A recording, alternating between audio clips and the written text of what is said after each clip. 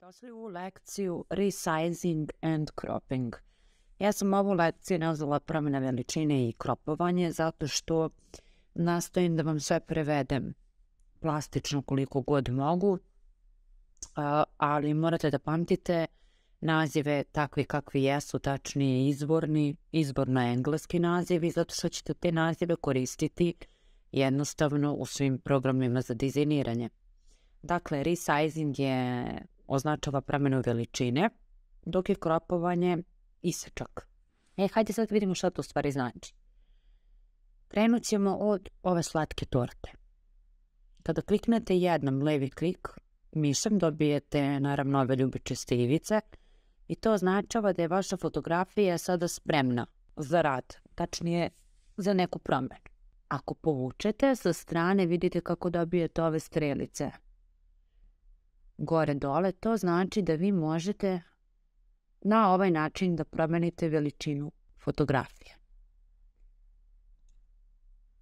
To je isto jednostavno da radite sa bilo koje strane, samo što će se promjena fotografije jednostavno izvršiti na tu stranu na koju prevlačite strelicu.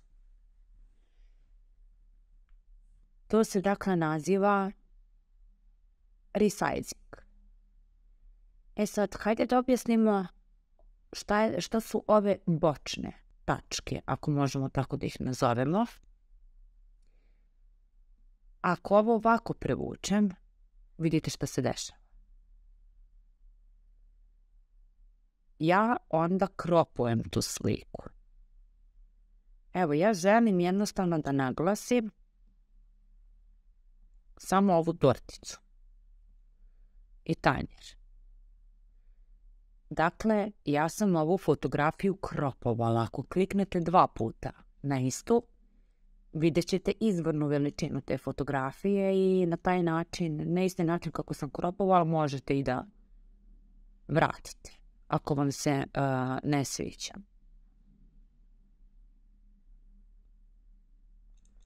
Ali hajde da mi kropujemo, mada nadam se da se sećate one prečice CTRL-Z ili ti undo prečice ili vraćanje jedan korak unazad.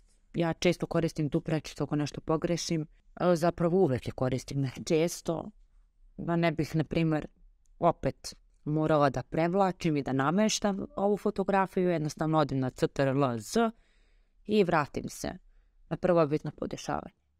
Sad, stigli smo do toga da sam ja ovu fotografiju recimo kropovala i sad hoću da uveličam samo ovu torticu, radim isto na onaj način na koji sam i uveličala malo pre fotografiju.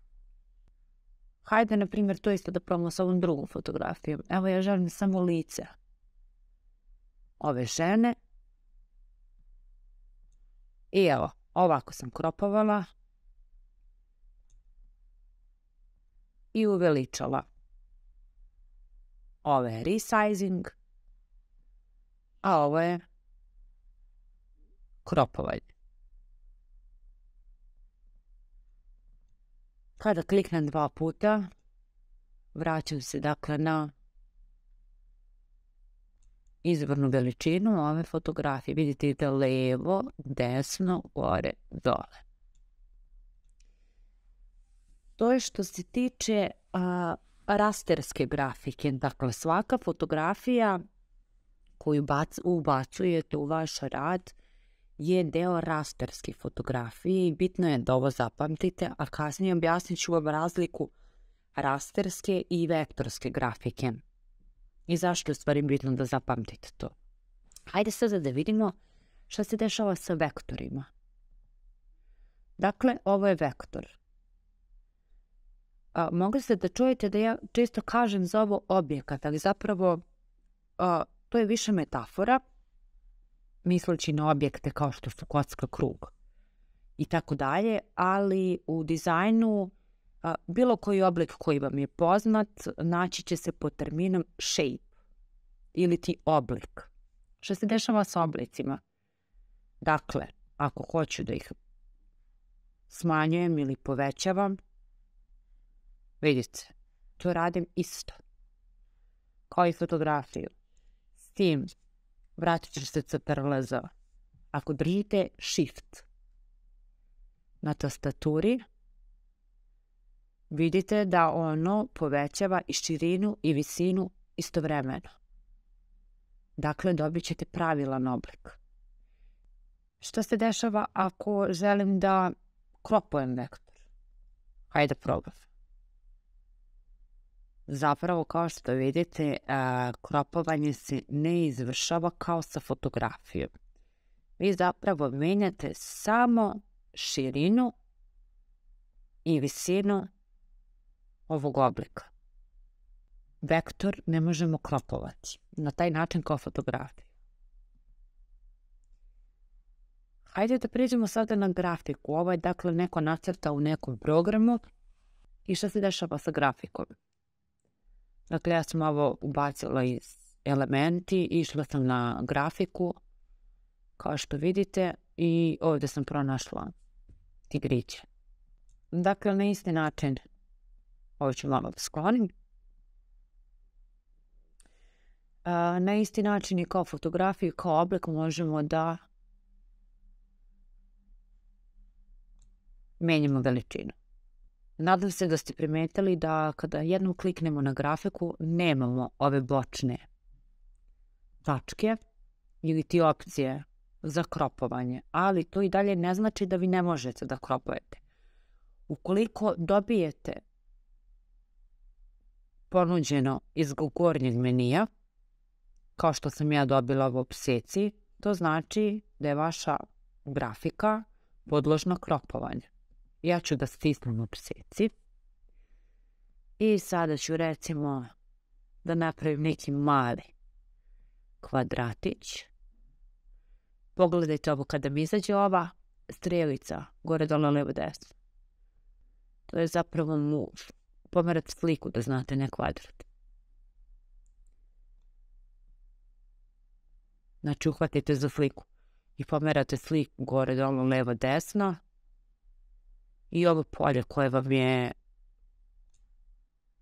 providno, ako stisnemo sada sa strane, evo vidite, ja sam kropovala grafiku i opet mogu da uveličam. I to vam je najosnovnija razlika između, dakle, vektorske i rasterske grafike.